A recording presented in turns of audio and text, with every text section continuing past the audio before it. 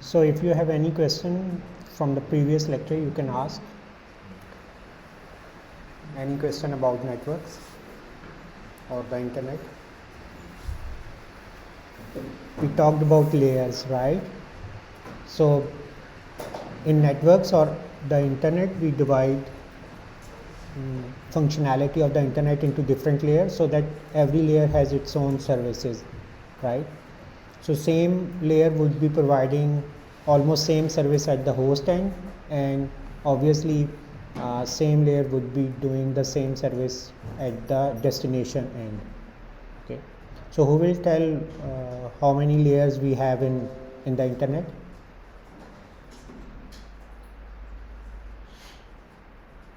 Layers, internet layers of protocols.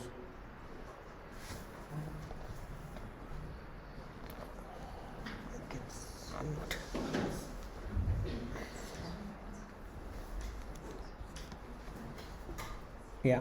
Five. Okay, which one? Application. Application layer. Transport layer. Okay. Network. Link. Yeah. Visitors. Yeah. So right. So basically, if we are going from top to bottom, then at the top we have application layer. Okay. So technically this application layer is responsible to communicate or take data or convert data type from the GUI of the application. Like for your WhatsApp application, when you open WhatsApp, it's a GUI, right? So this GUI has to communicate with the application layer. And then we saw this thing that like every layer will add some header information, some required information. Then after the application layer, we would have a transport layer, and every layer has some protocols. In this course, we would be discussing different protocols. And like TCP is a protocol of which layer?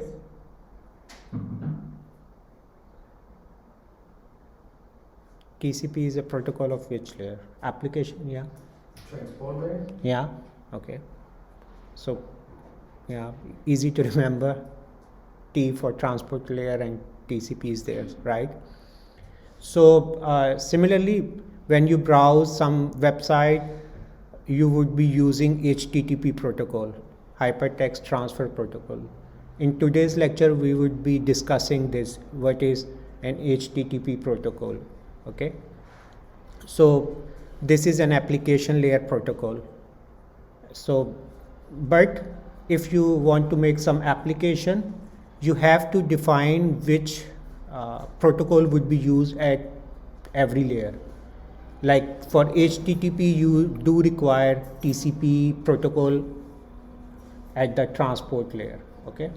And then we have network layer, third one, and usually we use IP protocol, okay?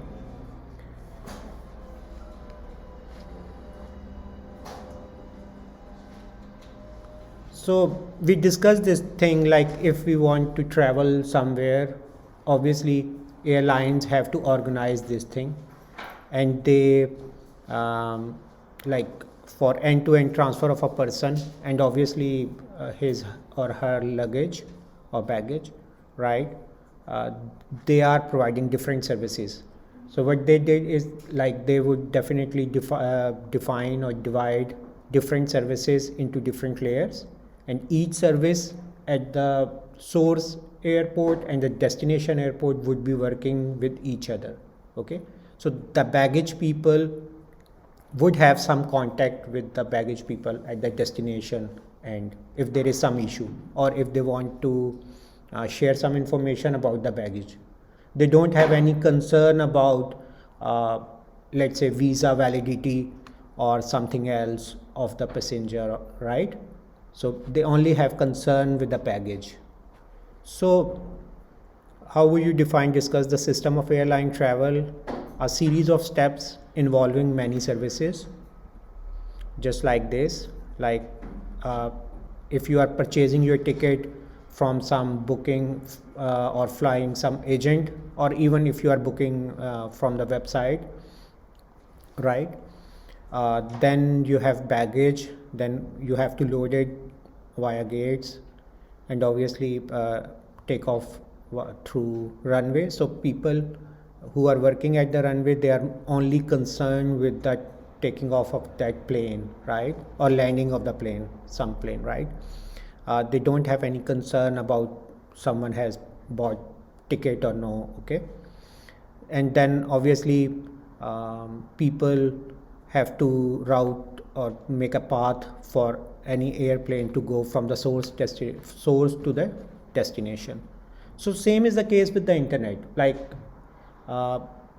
you have to divide your functionality of the internet. You can divide functionality of the internet into different layers, and then each layer has some specific or expected services they have to provide.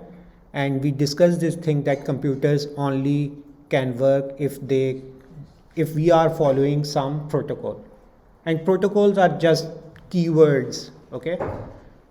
Like if I say hi, it in humans protocol it would have different meaning, but if we define, let's say in HTTP, hi could be any different meaning of the word hi, but at least we would be telling to the computer, okay, we are using HTTP protocol and we are saying hi, okay? And then the destination or the server only have to respond accordingly, and it's very easy.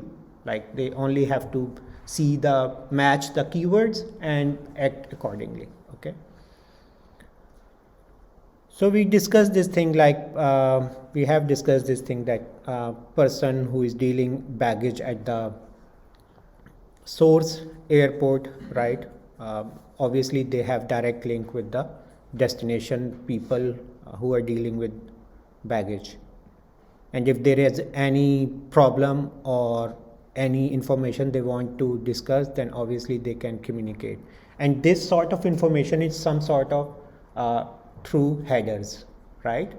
It's not direct communication, like it's because obviously layers wouldn't be communicating directly, but they would put all the required information in their headers, and this information would go by this way, and then only this layer will can read information regarding the gates information, right? So these are the 5 layered internet protocol stack: application, transport, network, link, and physical, okay? And in physical we discussed this thing that we have optical fibers or satellite connection or coaxial cables, right? This network layer is more related to your routers, network core, okay, which is the backbone of the internet. If you want to connect outside the world, you need a router. So this network layer and their protocol, especially the IP layer protocol, would help you to transfer your data from one network to the other network, okay? And then we have link layer, and this link layer switch or local area network sort of thing, finding a particular machine is the responsibility of this link layer. And then we have application layer and transport layer. So in this week and in the next week as well, we will be discussing different protocols of application layer. So we discussed this thing as well. If you want to make some network based or internet based application, then in most of the case you have to only take care of application layer, because that network layer is already defined, very well defined, and even you don't have to program your network layer. You cannot program ISPs, regional ISPs or global ISPs, that how they would communicate. It's already well defined, okay? So technically you only have to define transport layer protocol, and there are only 2 commonly used protocols, TCP and UDP, okay? And we will discuss TCP and UDP in more detail in upcoming weeks, but in short, TCP is reliable UDP is not reliable, right? But because of reliability, it would cost some time. So if you want some fast communication, you would prefer UDP, okay? Because UDP is fast, TCP is slow if we compare both, okay? So you have to decide your application needs reliability or your application requires some sort of real-time speed or good speed, okay? So it depends on your application. And at the application level, it's very easy. You only have to define or make a good graphical user interface, just like WhatsApp, okay? And you have to define like different protocols that you would be using at the application layer. It depends on the application. It could be HTTP, it could be SMTP. SMTP protocol is for sending emails, okay? And FTP, there is another protocol, FTP. Does anyone know that? What is FTP? Is it file transfer protocol? Yeah, file transfer protocol. So if you want to transfer some files, some big files, right, and obviously with good speed, fast, right, then you would require FTP, because that HTTP and other protocols would be slow, or even they cannot transfer large amount of data. So you would require FTP. So it's very easy to build internet applications, and obviously this internet is a distributed application because your resources are distributed, right? Facebook server is not a one machine. It would be hundreds or thousands of machines all over the world. Same is the case with Gmail, right? Google servers, they have thousands of machines spread, like might be there are some data centers in Europe, in US, in Australia, in some other parts of Asia, right?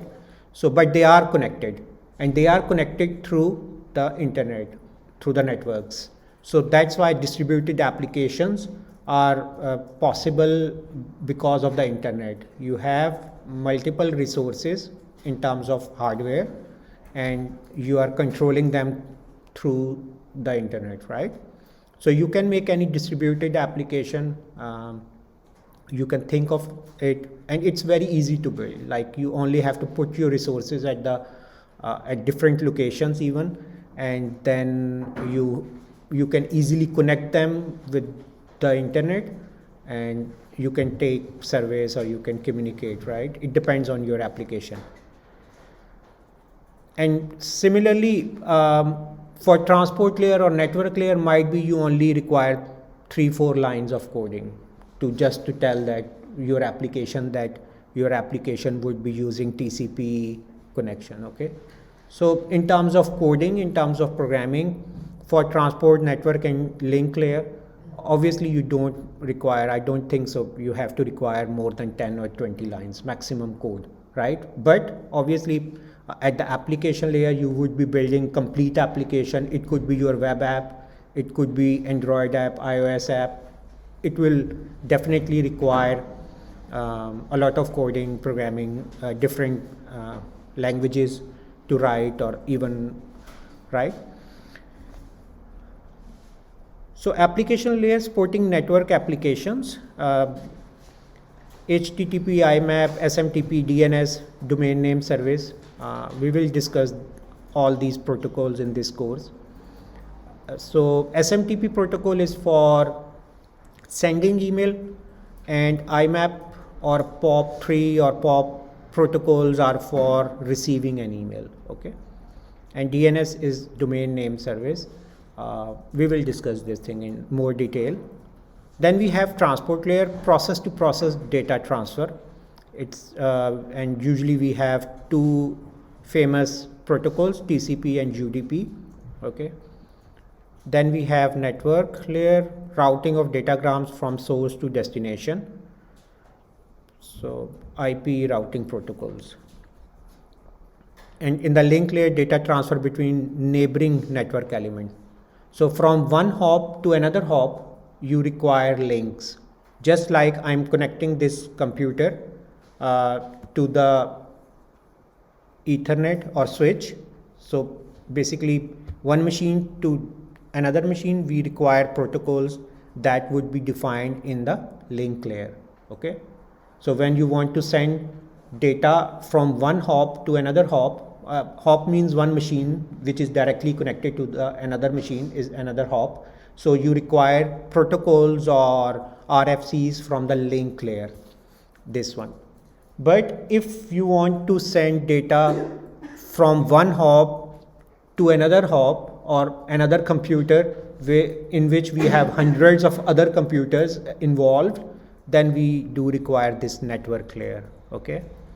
And this transport layer would be controlling your connection. Okay. So all your TCP thing or UDP thing, how the data would be transferred. And we discussed this thing that your data, complete data cannot be transferred in a one go. You have to divide it into frames or packets. Okay. This datagram word is a word of packet for this particular layer. So when we talk about network layer, we call our frames as a datagram, just to differentiate. If I am saying that datagrams will do this thing, in short, in simple words, it only means the frame or packets that we have made at the application layer. Okay. So in the transport layer, so we have TCP and UDP, and obviously it will controlling the flow. Transport layer is also responsible for control flow. Okay. For example, if you are sending data from this laptop to a very small device, let's say your smartphone, do you think the capabilities of this laptop is equivalent or equal to the smartphone? Very basic smartphone. Do you think? Or do you think the capability of Google server is equal to the smartphone? No, right? It means that when some host and some destination machines are communicating, they have to take care of capabilities of each other. Okay. So if I can send data very fast, but another machine which is at the destination cannot handle this data, then I have to slow down, right? So this sort of flow control is required, which is the functionality of the transport layer. And obviously, when you are slowing down or when the destination is very congested, obviously your packets, your data would be lost. Okay, how it would be lost? Can anyone tell or guess? Might be it happened to you as well, that you have sent some email to someone and someone says, no, I didn't get it. Is it possible?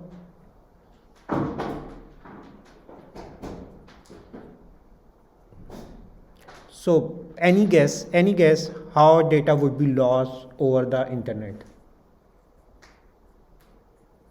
And it is possible, right? You have faced sometimes, like loss could be in the sense when you are talking on WhatsApp, someone cannot hear what you are saying, right? So what does it mean? That your audio is lost somewhere, right? How? Why? Why it's happening? Or how is it? What do you think?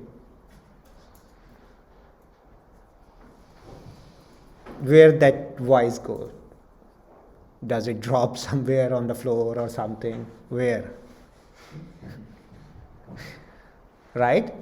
We do lost data during the communication over the internet, but how and where that data is? Any guess? It's not a quiz. We don't have any quiz in this class. What do you think? Any rough idea?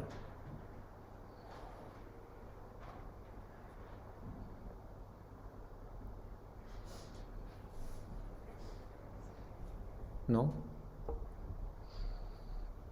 Actually, your data, when you are transferring your data, it could be your voice message or it could be anything, right? Image or something. Actually, it's transferring one machine to another machine by using hundreds of machines in between, right? And every machine has some memory, some buffers to store that data, because this internet works store and forward mechanism. I will get all the data from this laptop to this laptop, and then I will store it, and then I will forward it to some other machine, okay? But if I have so much data, let's suppose my storing capacity is only 1 GB, right?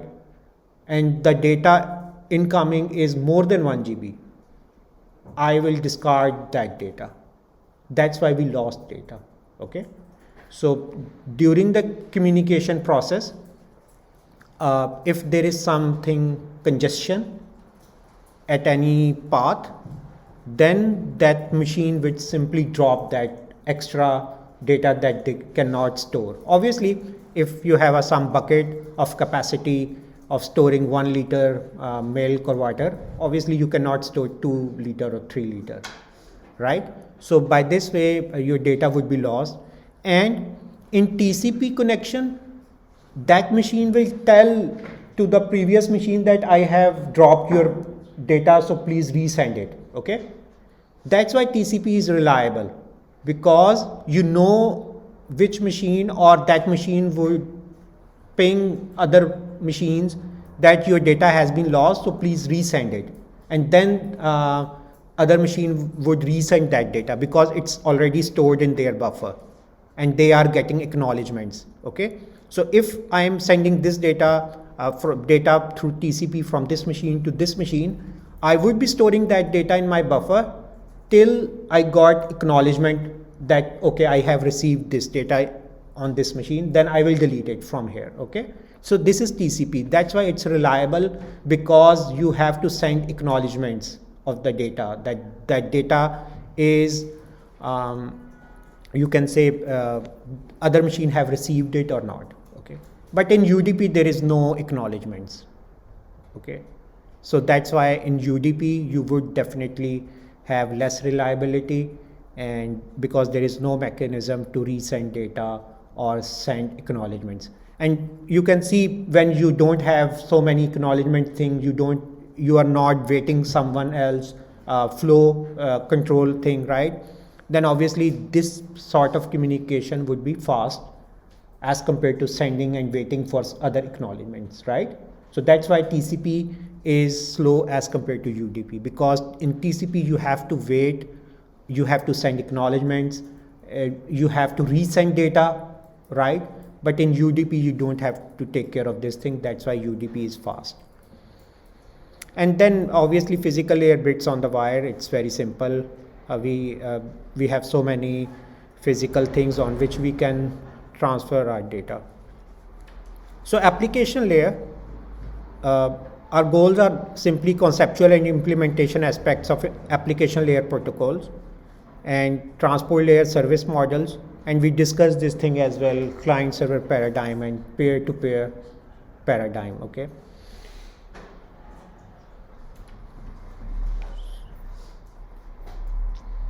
So we have talked about this thing that creating a network app, you only have to write programs that run on different end systems, communicate over networks, and web server software communicates with browser software, okay? So this mobile would be simply communicating with some server over the internet, right? And obviously no need to write software for network core devices. You don't have to configure this path, okay? For routers and all other things, they are already set up. You only have to write applications that can be run over, like they can communicate with each other, okay? So we discussed this thing, client server architecture. Any machine which would be providing some services, some sort of service, right? We known as server, okay? And obviously server has to always on host, right? And it should have some permanent IP address. so that we can connect to that server, okay? And clients simply communicate with the server by using different protocols. On every machine, either it could be server or your client, one process is running, right? You know what are the processes, right? On your laptop, you know, when you open browser, technically it's a one process that would be running or right in the operating system. So process is communicating, right? Process is simply a program running within a host, and we discussed this thing that obviously within same host two processes can communicate, and we call this thing as inter-process communication. And don't worry about this inter-process communication. This would be handled by your operating system. This is the main functionality of the operating system, to communicate between different processes, okay? And processes in different hosts communicate by exchanging messages.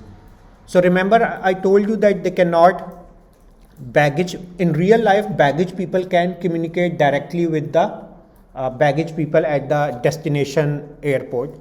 But in computers, in computer networks, this sort of communication is obviously cannot be possible directly, but they can put some header information of that particular layer, add to the data and send it through all layers, and then that particular layer will unpack data that is related to that particular layer. And so this sort of thing is messages, okay, by exchanging messages. So yeah, we will discuss P2P later on. Then we discussed in the last lecture as well this sort of sockets. So like if you want to send some envelope or some letter to this 243 room, right? On the address only, NUIG address is not sufficient, right? You have to mention room number 243, your office number 243, right? If you have some apartment, 1, 2, 3, 10, 20 apartments, and if you are sending some thing to some, let's say apartment number 10 or 12, you have to mention it, right? So if you are sending some data from one machine to another machine, it means that only the IP address, only the NUIG thing is not sufficient. You have to mention the socket number as well, which is a port number, right? Which is a room number of that process. So operating system would allocate one or more virtual numbers. They are in more than 65,000 ports are available in every computer, in every machine. And so by this way, you will tell, okay, that's why I asked in the last lecture as well, that why my WhatsApp image is not, it will not open on your browser, but it will open on the sender's or receiver's WhatsApp application. Why, right? So the basic thing is you are telling the IP address of that host and the port number, okay? So it means that WhatsApp would be running at port number 2000, and it's well defined at the application layer. When you would installing your WhatsApp application, so it will tell operating system of your computer or smartphone that I would be running at port number 2000 or port number 20, or assign me any random port, let's say, okay? So these ports are the virtual sockets, and you can send or receive, processes can send or receive data via sockets, okay? Does anyone get some computer error, some sort of this thing that this port is already occupied or something ever in your computer? If you're trying to running some server or some machine, some software. So if some process is bound to port number 2000, obviously new process cannot be run with the same port, okay? It will, operating system will give you an error about this thing. Yeah, you can stop the previous process, unbound it from the port number 2000, and then you can rerun your process at port number 2000, that's fine. But at a time, two processes cannot be attached to one port. Obviously, then operating system cannot work. It would be confusing that which process to send data or no, okay? So this is about sockets, and socket programming is very easy. All of you have done some programming course?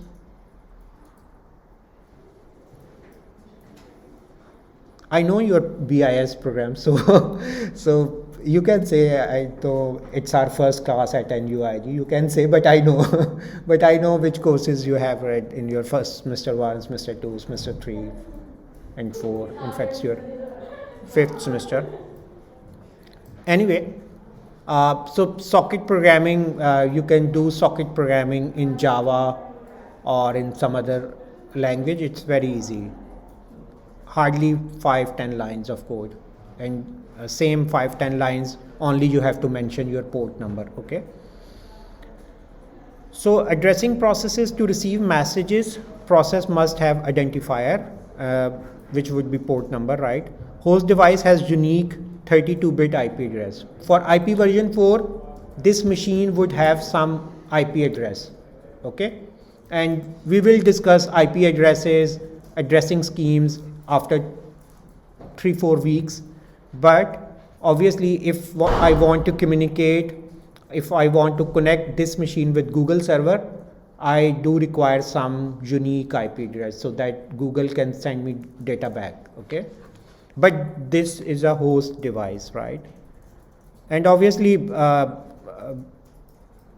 all processes, we would be requiring port numbers. We talked about this thing. For example, your HTTP server would be running, usually by default, it would be running at 80 port, okay, or 8080 port. Similarly, your SMTP mail server would be running at 25 number port, okay.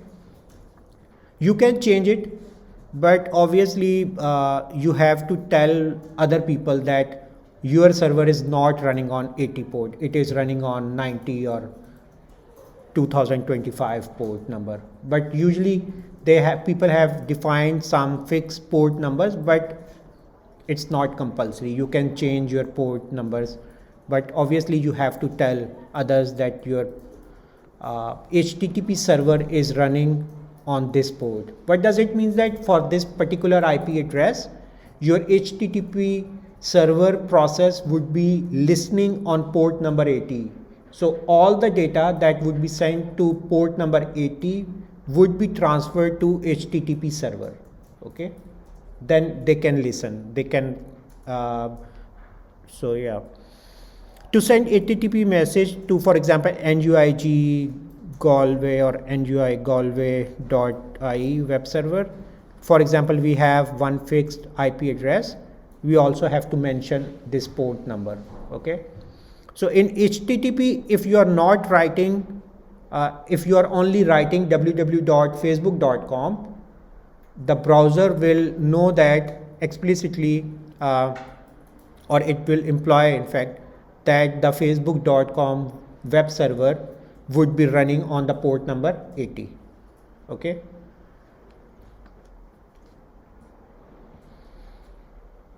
So an application layer protocol defines types of messages exchanged. It could be request, it could be response, message syntax. You can define even message semantics, data types, right? Meaning of information in the field. Then you can also define some rules. Then some open protocols, okay? So for interoperability. And there are some other protocols that Skype is using and Zoom is using. We will discuss how Skype works, right? What transport service does an app need? So obviously we talked about this thing that data integrity is important, reliability is important. If that thing is more concerned about data integrity, especially if you are transferring some file, then obviously you would be using TCP. And timing, or it's a threshold, TCP is slow, UDP is fast. So if you want to send some audio file or some live streaming of data, then obviously it's fine if you have small jitters or some, because when you are watching some live streaming and if you like, it's fine if there is some jitters or some sort of missing data, but obviously you require fast thing, right? So that jitters are because just that data is lost, because UDP thing, that real time audio streaming is using UDP, okay? And then throughput, we will discuss this thing later on, and obviously security in terms of encryption. So here we have some examples of applications, common examples, common apps. Like if we want to file transfer or download some file, obviously we don't want PDF file having, let's say, if it has 10 pages, we don't want 9 pages only or 8 pages. We do require full, right? So obviously no data loss thing, but time sensitivity, it's fine. If PDF, like if I am downloading one file, if few milliseconds are added because of this reliability thing, that's fine, right? I can wait my PDF file to, if it's 10 MB or 20 MB, that's fine. It will take few seconds, that's fine. Same is the case with email. If you want to send, if you are sending email to someone and 2-3 lines are missing from it, obviously you cannot afford this thing. But in terms of time sensitivity, that's fine. If email is received 1 second or 2 seconds later on, that obviously no problem, right? But if you are streaming audio or video data, you can afford loss tolerant. That's fine if after 1-2 minutes or 5 minutes there is small skip of some audio, that's fine. But obviously time sensitive. You don't want that someone like you are watching some Olympics games and commentary is like way behind the actual scenes or actual things, right? So you do require some sort of synchronization, or some football match, right? So that's why this time sensitivity for streaming audio, and similarly for interactive games. If you are playing some multiplayer games, right, obviously it is time sensitive. So internet transport protocol services, we discussed this thing, but we can discuss this thing again. So TCP service and UDP service, reliable transport between sending and receiving process, flow control, sender won't overwhelm receiver, right? And congestion control, okay? And connection oriented. So connection oriented means you have to acknowledge, server will acknowledge the client that, okay, I have one connection with you, okay?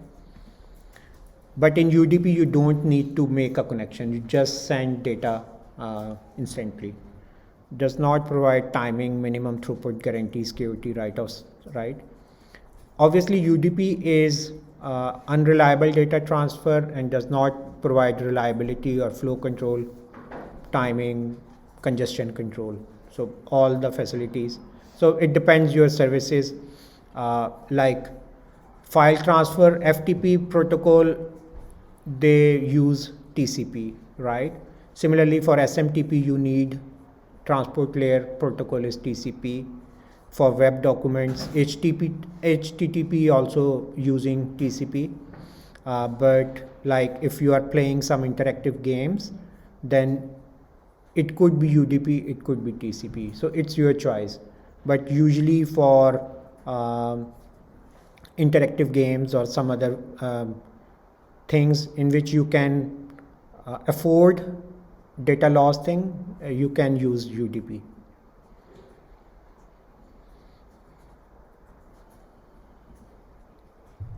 So let's talk about web and HTTP. Any question? If you have any question so far. The big picture of your internet should be clear, right? I hope it would be clear. Like there must be some questions still, but the big picture should be clear, like layer protocols, why are we using or why we are dividing internet into different layers, what is the functionality of each layer, right? And protocols, obviously we do require protocols. Computers cannot communicate without any protocol, machines cannot understand. And so yeah, so web and HTTP, it's very easy because all of you are using these websites, right? And so yeah, so web page consists of objects, each of which can be stored on different web servers.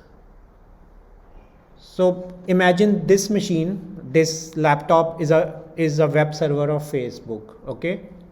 What does it mean that this machine or this web server would have all the files, okay? All the HTML or PHP or website files. You know that websites are dynamic and static, right? Who will tell what is the difference between static websites and dynamic websites?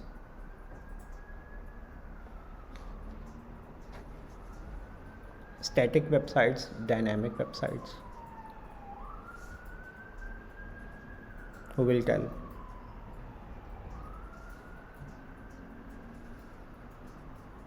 No one?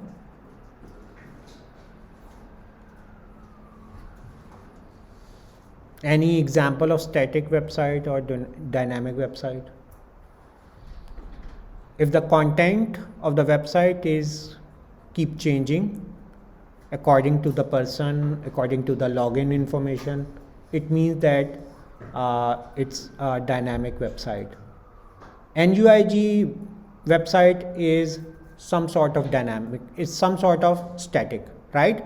Like if you open, it will be same. If I open at the same time, it will be same. Or no? Home page, only home page. I'm not talking about after your login thing or some other details. I'm just talking about the main page of NUI or NUIG website, right? So this sort of thing is static. It means that the content is not automatically changing with respect to the user. But if the content of the website is changing according to the user, then it's dynamic website.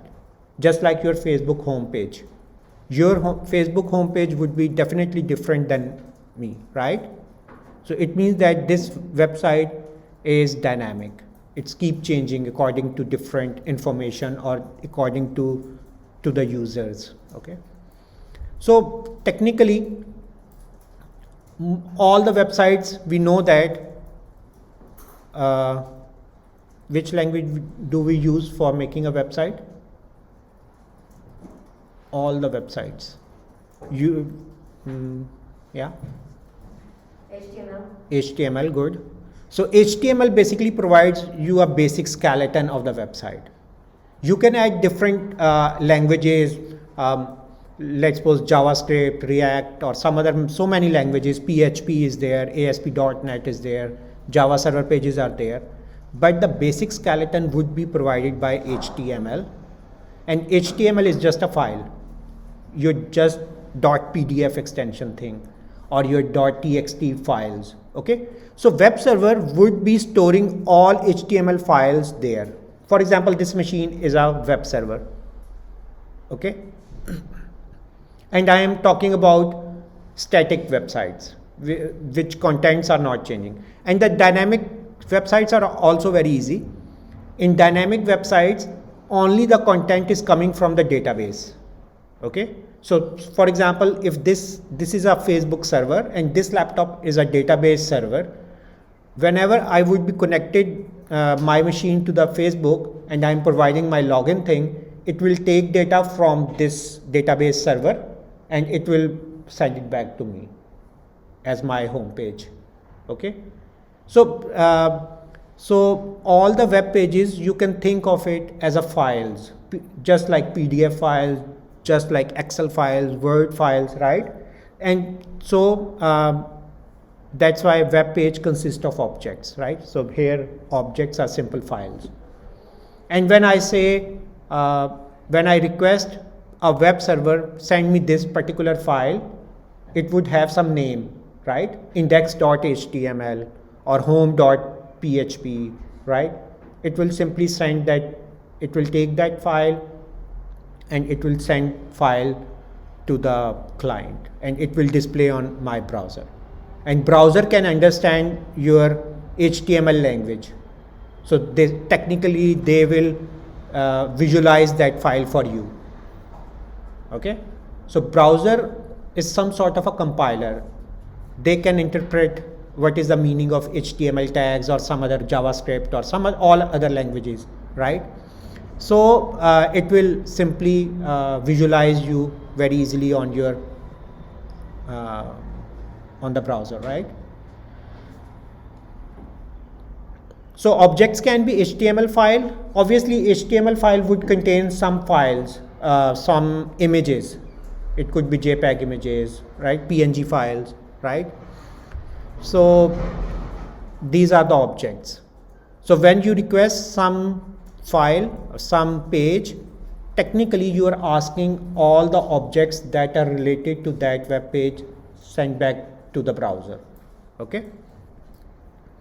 So web page consists of base HTML file which includes several referenced objects. Obviously if one page has 10 images, web server has to send that 10 images as well, right? That's why you can see your photo album of your Facebook page, right? That's why you can see, right? So web page consists of base HTML file which includes several referenced objects, each addressable by a URL. So here you can see, like for example, this is some university, let's say nuig.ia or facebook.com, and then there is some department. Technically this means this is a some folder on this machine. Okay, so some department / some department means we are providing, okay, on this server we have one folder, some department, in which we have one picture named as pic.gif. We require this file. Okay, so on your computer there is one folder, some dep, and there is one picture in it named as pic.gif. When I am communicating with this machine via HTTP, I am just simply requesting, my browser would be simply requesting this picture to send, and then it would be displayed on my browser. Okay, understand? So all of your data, all of your web pages are just objects, files stored in some machine in similar way like your folders and subfolders, and right, and you have, when you are providing some URL, complete URL, then obviously it will know, okay, so in HTTP there is a one in protocol, I will only add get word here, and then host name, and it will get that file back to the browser. Okay, so this is HTTP, which stands for Hypertext Transfer Protocol, Web's Application Layer Protocol. All the websites are using this HTTP thing. HTTPS is just a secure updation of this thing, but the basic format of this thing is same for HTTP. So client, browser that requests, receives and displays web objects. Server, web server sends using HTTP protocol objects in response to request. Okay, so you would send a request to the web server for particular URL, and we talked about this URL thing, that this URL would be a complete path to that particular file. Okay, even if you don't know pic.gif, let's suppose you are taking some only HTML page, index.html. In index.html, all these relative parts of the images would be already added by a programmer. Okay, so that's why you can see all the images, or Facebook logo or forms, right? So by using this HTTP.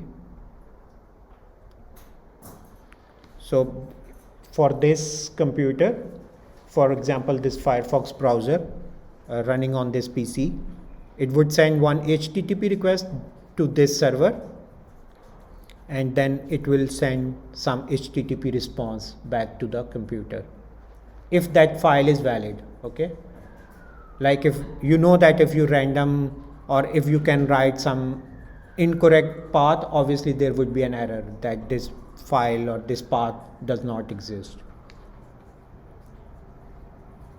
Same is the case with someone who is using iPhone, right? So we can stop here and we can take a short break, then we will start from here.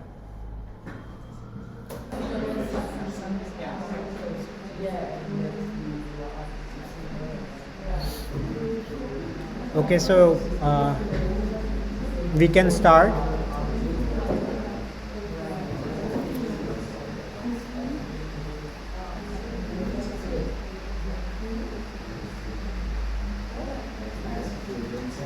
Yeah.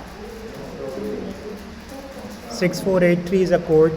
You can enter your attendance.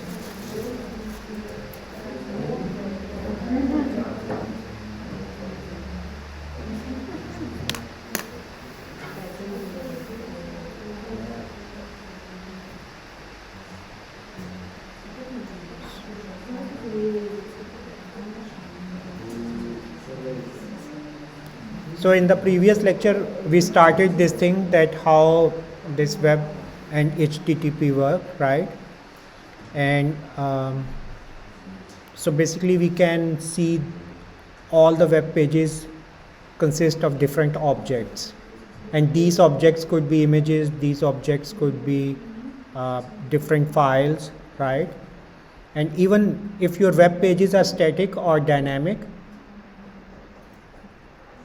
so it will consist of different objects.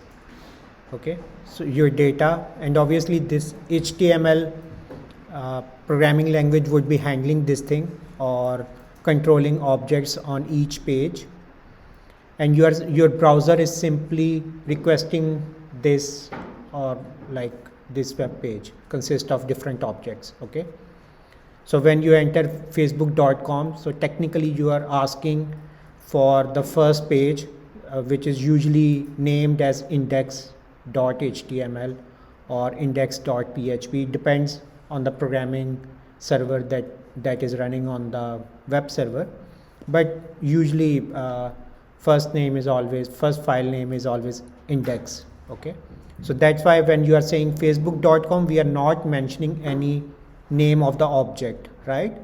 We are, by default, web browser will understand that okay, they are asking for the index file which is stored on the browser. Okay, so object can be HTML file, JPEG image, or some audio files, some video files.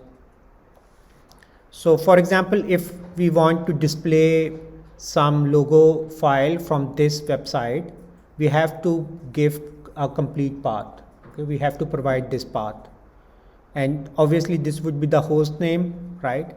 And then we have a path name.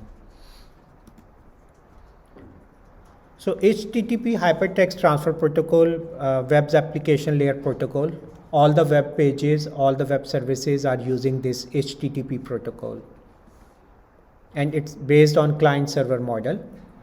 You basically your browser is acting as a client. When you are typing something on your browser, it's a client, and it will communicate with Google server, Google web page, or Facebook web page, or CNN or BBC or any other web server. Okay, so every company or every website has its own web server, and obviously it would have some fixed IP, and this IP would be mapped through DNS, because we don't know what is the IP address of facebook.com, right?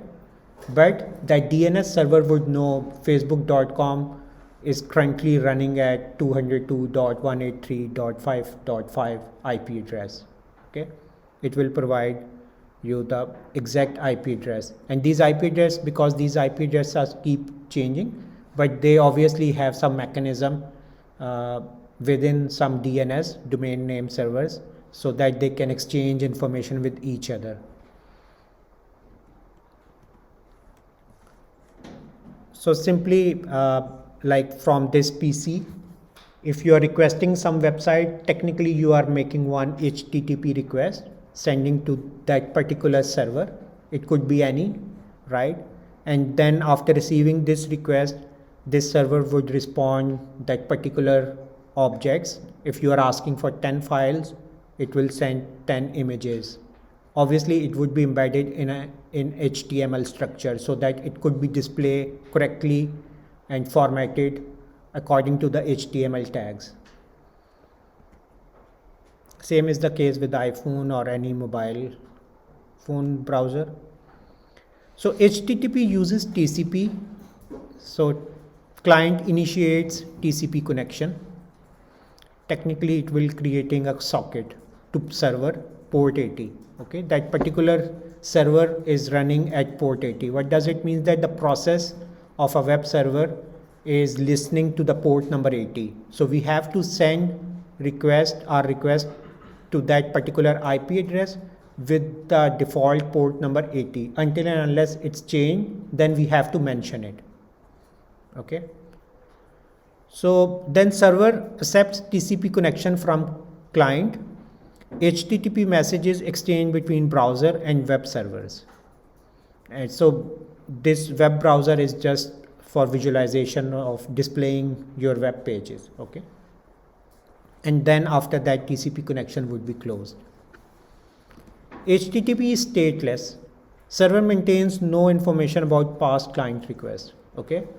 So we will discuss, there are some other thing by which server can store your information. Any idea how or any experience that you have searched something and after 10 or 15 days you connected with the same website and they have automatically filled some form for you on the basis of your previous search? How is it possible if the server or HTTP is stateless? Stateless means they are not storing any information that you are sending, okay, or interaction information. Obviously, I'm not talking about your credentials information, login information is something else, but your surfing information, or if you are just searching on Google some particular keywords, then obviously Google will not storing this thing for you, okay. They can store these words for their own fine tuning of algorithms. That's a different story, or marketing purposes. But HTTP itself is stateless. Okay. So any experience visiting the same website, but they know that you have visited before as well, without login information. I'm not talking about login. Some sort of settings or some sort of. No? Yes? Like if you try some airline for booking from Dublin to, let's say, Heathrow, London, right? So obviously by default that browser would definitely might be they are adding again London and Dublin in destination and source, right? So technically we will discuss this thing that this web server would be storing some information from you as cookies. Okay, so you have to remember, you usually in every website you have to accept cookies and all the stuff, right? So this sort of thing is that they can store information from you on their database, so they are taking permission from you. Okay, so because HTTP itself is stateless, they cannot store previous connection information. But if you allow them through cookies or some other mechanism, they can store your information of previous connection on their database. Okay, and then next time they will get information from the database. All of you know that what is a database. Database is, right, permanent storage at somewhere, okay. So obviously protocols that maintain state are complex, but we can use it different. So HTTP connections could be of two types: non-persistent HTTP and persistent HTTP. In non-persistent HTTP, TCP connection opened, at most one object sent over TCP connection and TCP connection closed. So this sort of connection is non-persistent, okay.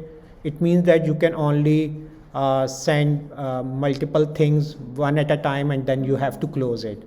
But if you are doing some transaction, obviously you do require a long connection or some sort of session sort of thing, right? For this purpose, you can use persistent HTTP.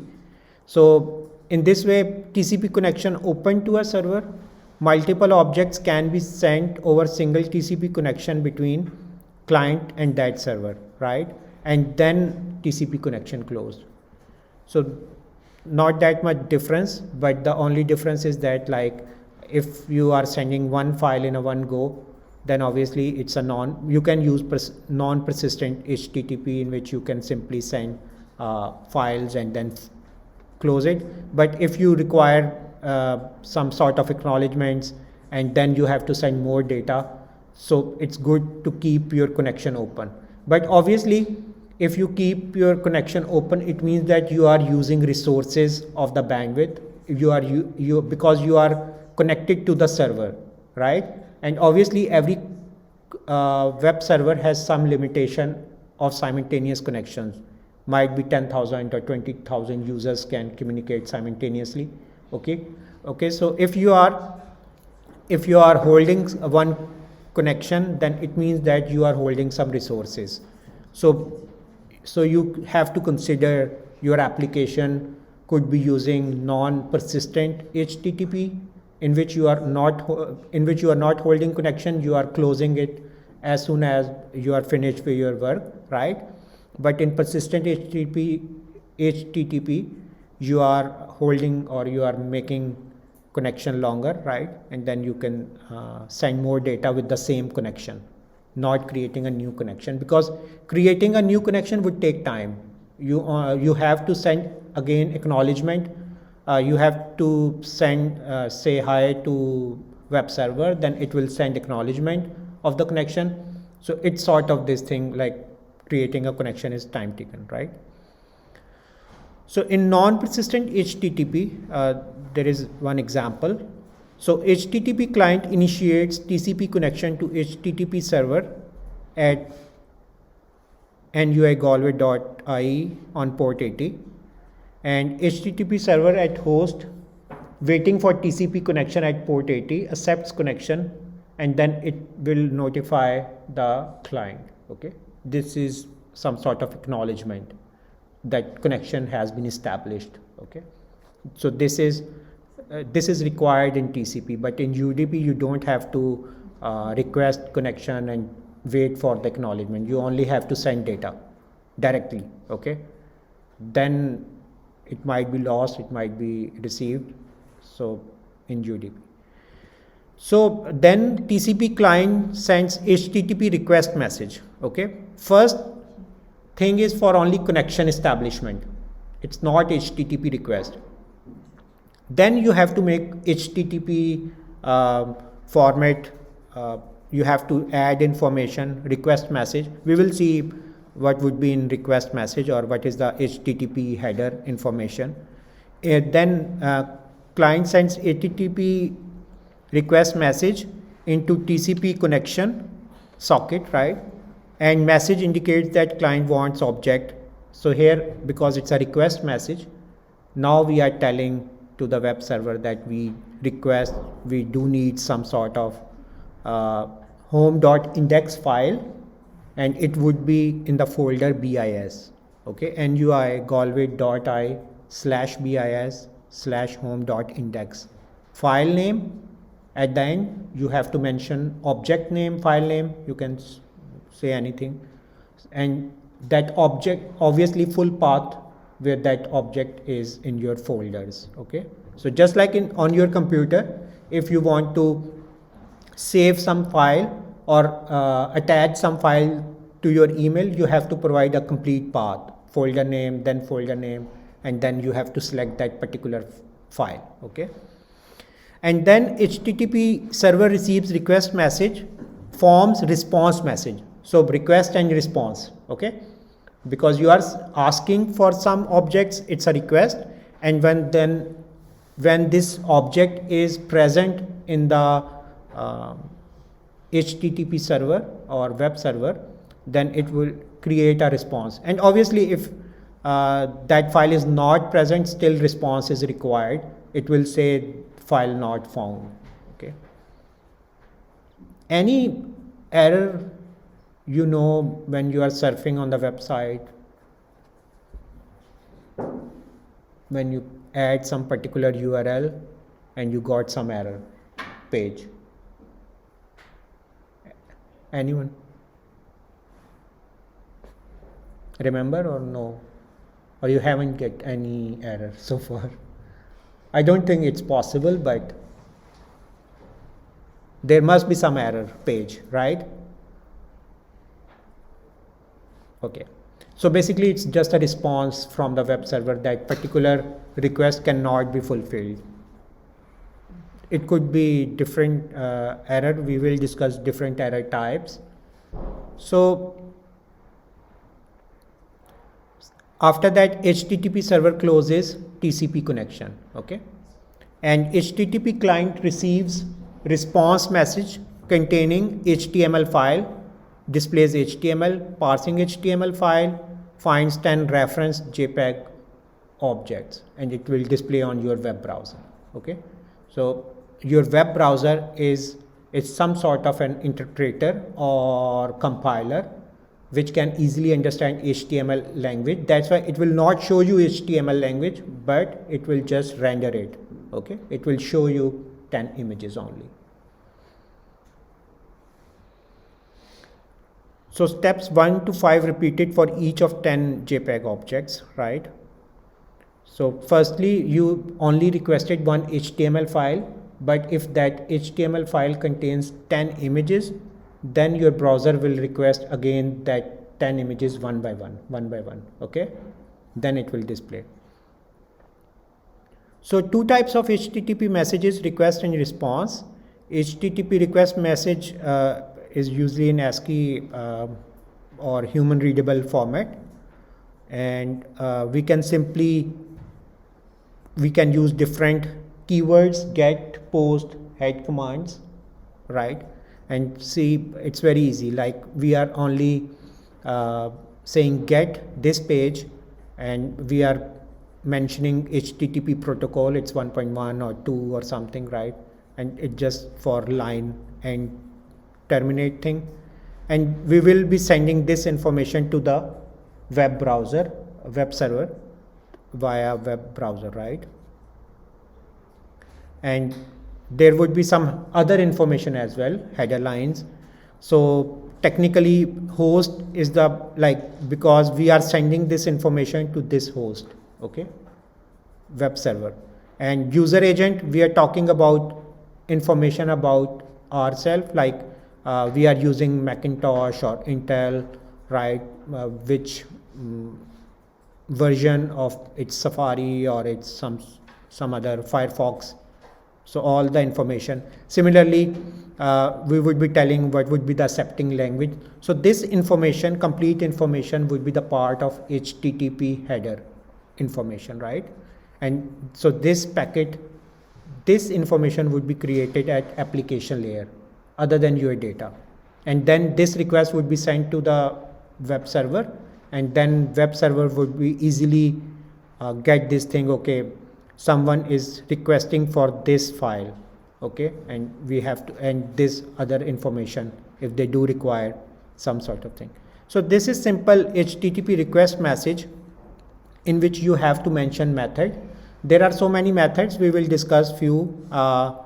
For example, when you are filling form online, when you are filling some data online, so you have to send data to the server to store that information, just like sign up page of Facebook or any other website, or even sign in is a form data in which you are providing username and passwords. So here we would be mentioning, we are not requesting something, we are sending some data, right? So here we this HTTP request message, the method would be post, not get. Okay, it means that we have to mention this thing that we are posting some data to the web server. Okay, so then web server would know that, okay, there is some form, some data is coming, I have to get data from that client, and might be I have to authenticate you, or I have to store this data into the database. Okay, so this is some similarly method and URL. Then you have to mention in version HTTP 1.1 or something else. So for example, I'm requesting one hello.htm or HTML file, right, by mentioning this version, and I'm giving some information about my browser, its compatibility and interoperability thing. This is the host web server address, right? So we have post methods, get methods. Similarly, we can ask for, we have different head methods, header information only, or even if we want to put some files, then we have to use put method. Okay, so but these 3-4 methods are commonly used in all HTTP requests. You are either using post method, or you are requesting or getting using get method to get some objects from the web server. Okay, any question about HTTP? So in HTTP, we have to request web servers and they have to respond back, right? And that request could be of different types. Get is very common when you are simply getting some images from the web server or some HTML page from the server, right? And then we have post method, in which we can post or we can upload some data to the server, right? Even if you want to upload your some file or your CV, technically it's a HTTP post method, because you are putting some data, you are posting some data to the server. Okay, so method would be post for forms, online forms, login form or sign up form, right? Sign in form. Then HTTP response message. So who will send HTTP response message?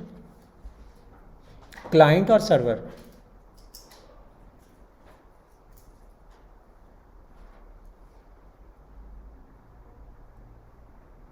So who would be requesting, client or server? Client, obviously, right? The definition of client is that it will request some service or some object, and the response message would be sent by a server, web server. Okay, and obviously it's very easy.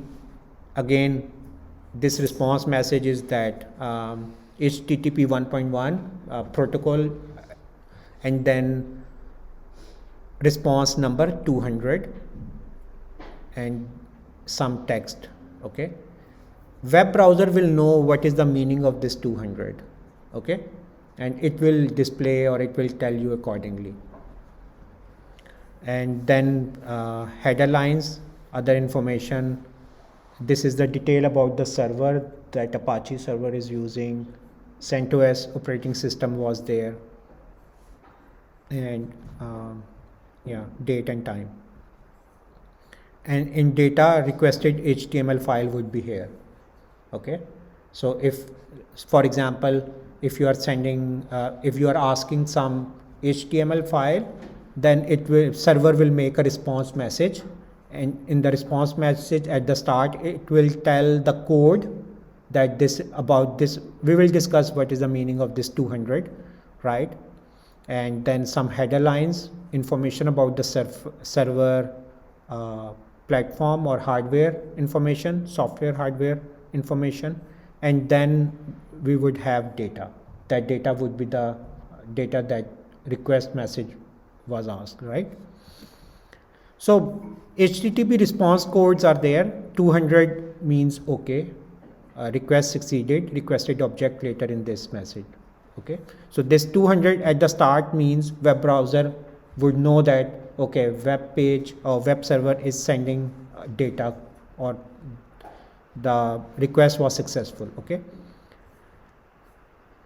so many times you have found this error, no, 404 error not found, right? So requested document not found on this server. For example, if you type, if you can even simply type on your computers, if you have, some of you have, let's say nuig.ie/facebook.html, let's suppose, obviously it will throw some error because you are asking nuigalway.ie website to provide me facebook.html file, right? So definitely this web server will throw some error, and that error would be, did you get any error? No error? Okay. And sometimes your request, obviously 400 would be a bad request, right? So request message not understood by server.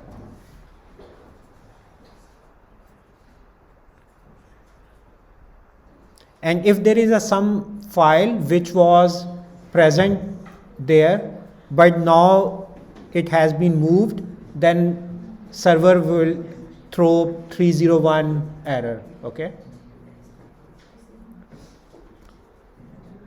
even on the terminal you can simply, instead of using some web browser, you can simply write this command to connect to any website, and then you have to mention this port number, right? If this port number would be correct, then the connection would be successful. You are making TCP connection. Okay, so this command will open TCP connection to port 80, and anything typed in will be sent to port 80 at nuigalway.ie. For example, let's suppose if I can try if my net is connected. Okay, so if I can copy, we'll go to the terminal. You can see, right? Okay, so here so I am just trying to connect NUI Galway web server at port 80. Okay, if there is any server, web server running at port 80, then the connection would be successful. Okay, so it's successful because that server, this server is running on port 80. Okay, now I can request this server some file, index.html. So basically I'm just asking to get one file named as index.html by using HTTP 1.1 protocol to this host. So I got one error, 301 error, that this file have been moved. It means that this file is not available on the server. Okay, so this is just, so if you can display, obviously so this is an HTML file response. That's why your browser will understand this thing and it will display on your browser only this part, that document has moved to this location or something.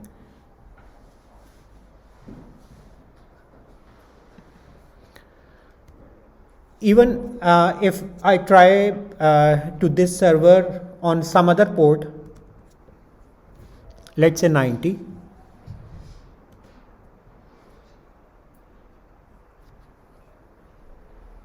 and obviously uh, there is no web server running on port 90, right? So after some time it will try a few times, and then it will throw some error that this server is not found or something.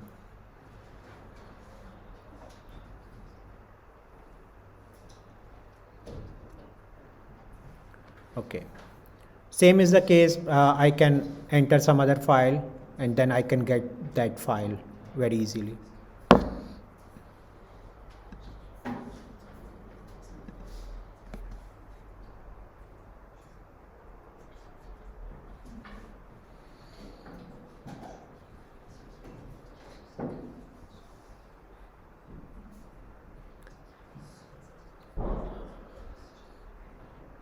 Okay, so because HTTP is not storing any sort of session, you can maintain session management as well, or you can use cookies to store some state of the client. Okay, so we will discuss this thing, that websites and client browsers use cookies to maintain some state between transactions, and it contains some sort of 4 components.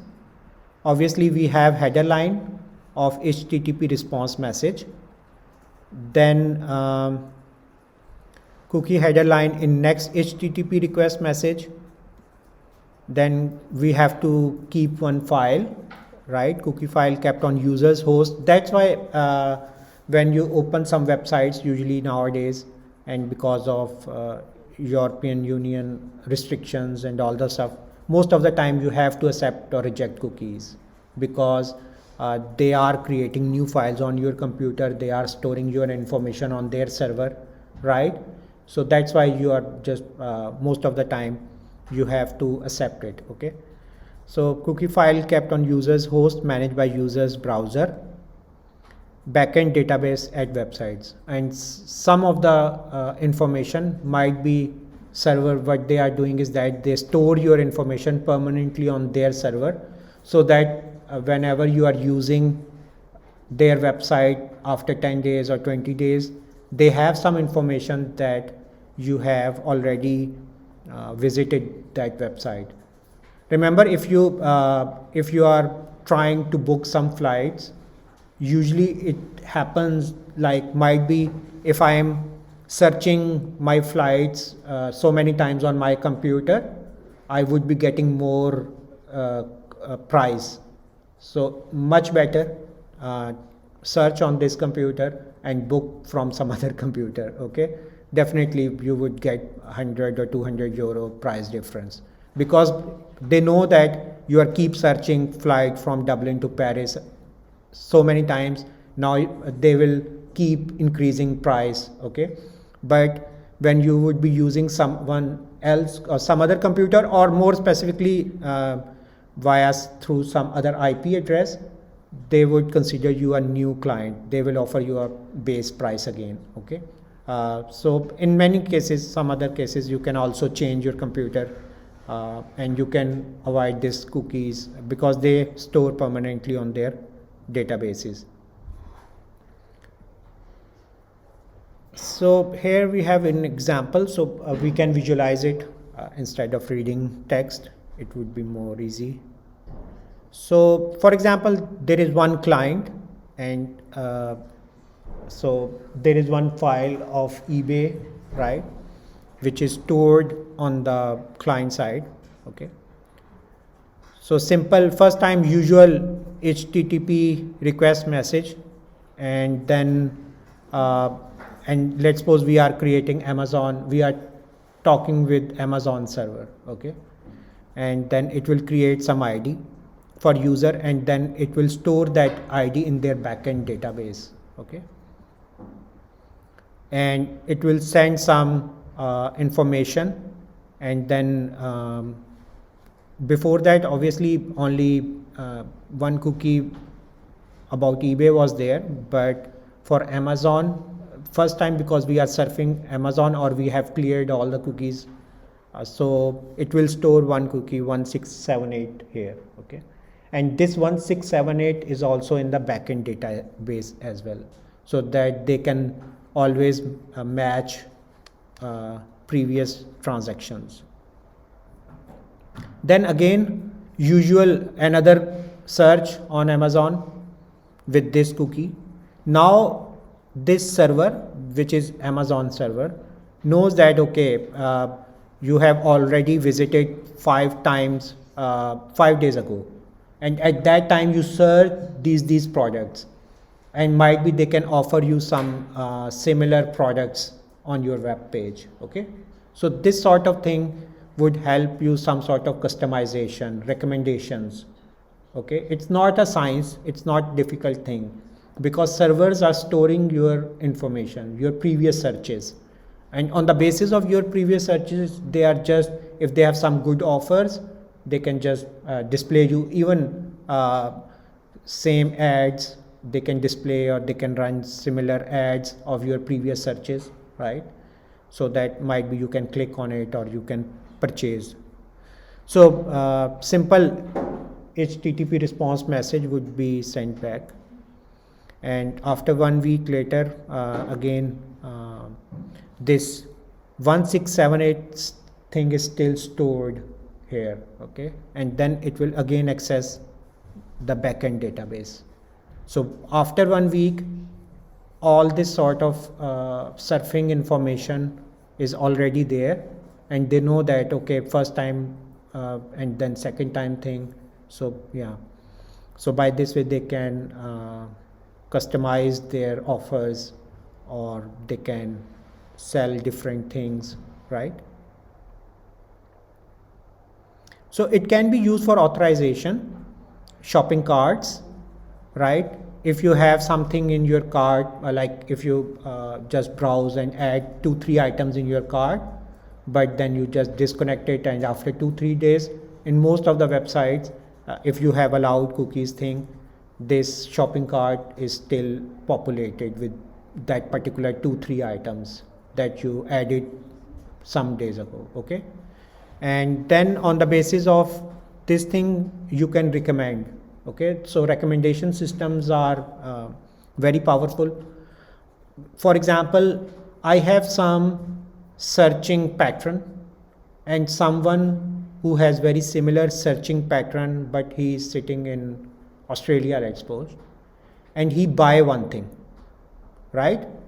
So there is a high probability that thing is also good for me, right? So they would recommend me, okay, you have purchased this laptop, but on the basis of recommendation system, they know that okay, this person also needs a backpack or something something else, right? Or external hard disk. So on the basis of cookies, or on the basis of search option history, they can recommend, they can find users, similar users, and if one user is purchasing something, there is a high probability that all the persons who belong to the same group would be a good potential candidates for purchasing these things. Okay, so so then user session states are there for cookies, like for web email, if you have logged into your Gmail account for the same browser, you don't have to re-log in again and again, or even for the same computer, you don't have to re-log in it. But obviously these cookies have some time limit. You can restrict time, servers can restrict time, 1 month, 2 months, 10 days, 5 days, it depends. Okay,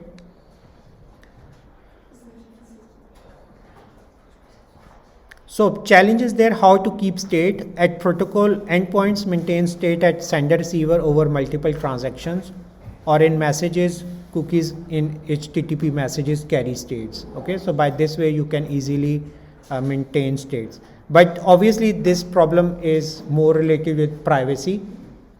EU regulations are very strict about storing your information, right?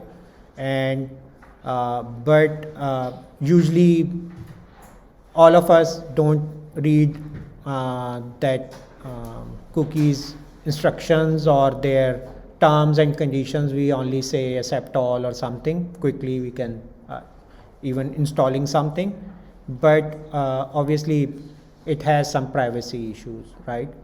And did you for example, if you search something on Google, might be after 10 days you would be getting some sort of emails regarding that products. So you would be very astonished that how this person knows that I want this thing, right?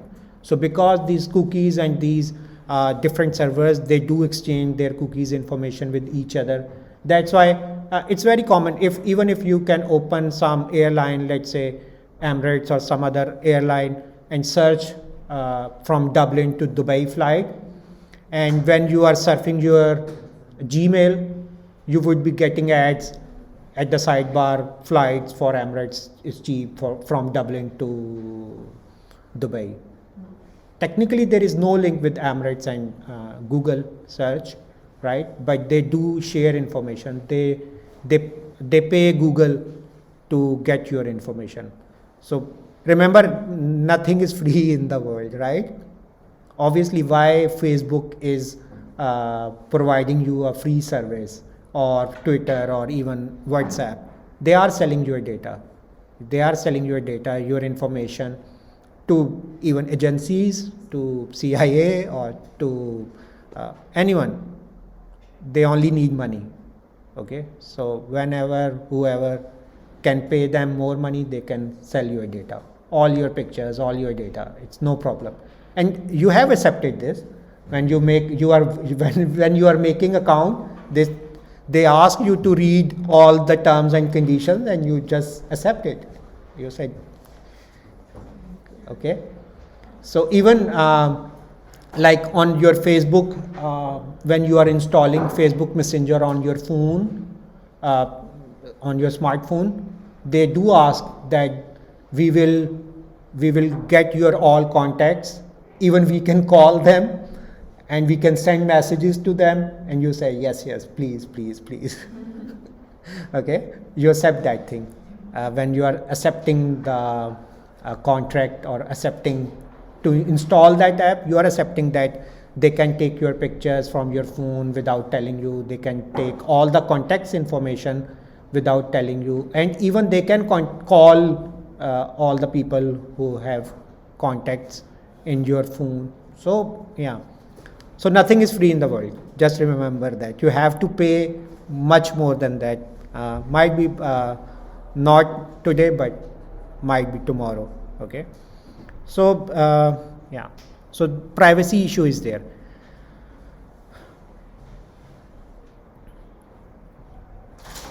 Okay, last thing, it's very small. We will stop here after this thing, but so web cache or web caches, right? Any idea about proxy servers? Might be in some universities or somewhere you have to configure your proxies. In hostels, no? Proxies, dorms, in dorms you have to configure some proxy. So basically web cache or web caches are the servers, okay? And they are for some sort of security, some sort of other information. But they are mostly they are because of cost effectiveness, okay? So I'm just asking you one question. We will discuss this thing in the next class. So for example, if I can write. So for example, let's suppose I have a one network, right? Okay, right. And on this network, everyone is trying to watch some famous videos of YouTube, okay? Or let's suppose, or we know that there is some FIFA World Cup or some match is there, and we know that 5,000 users, at least 5,000 users will see that match, okay? We know that. So obviously this network would be connected through some router through outside world, and this is your internet. My drawing and handwriting is very, very bad, so you will know, but okay. So yeah, this whole network, let's suppose 500 endpoints. It could be Vodafone connections in Galway, let's suppose, right? So all of these 5,000 people want to communicate, want to see some data via, this is ISP router, okay? And obviously this link is expensive because ISP has to pay to the internet some other ISPs, right? So I have two options.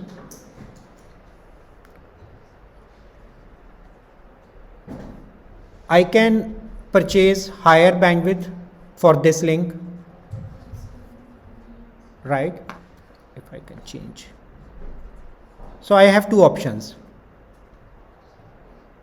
Expense, high bandwidth, right?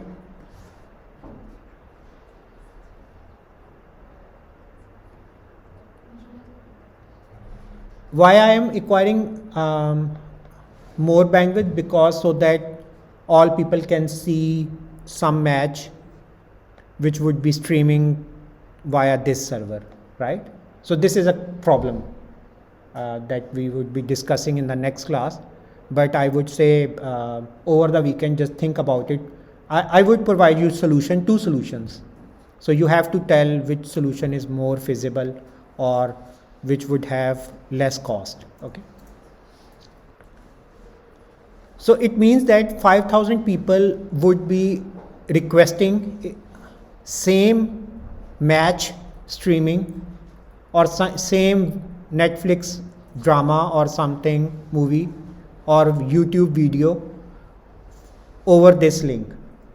And remember, ISP has to pay for this link, right?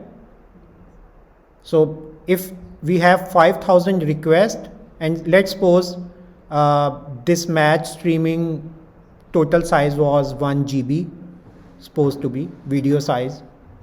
It means, and 1 GB cost is, let's suppose, €1, right?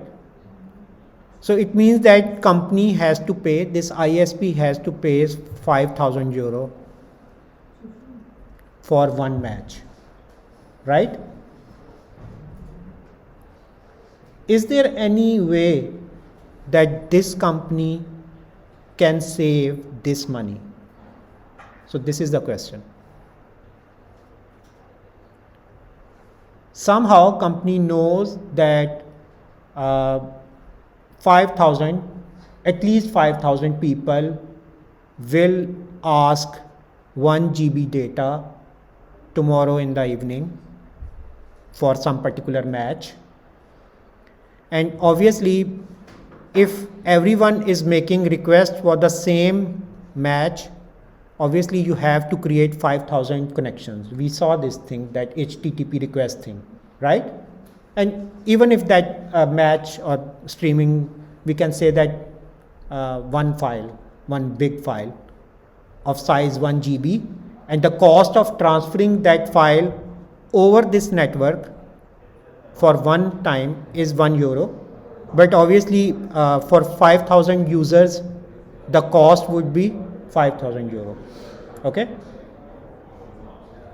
So how this company, so question is that, how this company can reduce this cost? Question is clear or no? Company has 5,000 users who want same one file, right? And one request cost €1, which means that company would have to provide or give €5,000 for that request, all requests, to fulfill that request. Is there any way so that this company can reduce its expense? So this is a question. We will discuss this thing in the next class, but if you have some solution, so it would be good. Otherwise it's fine. We will discuss it. Okay, so we can stop here. Thank you very much.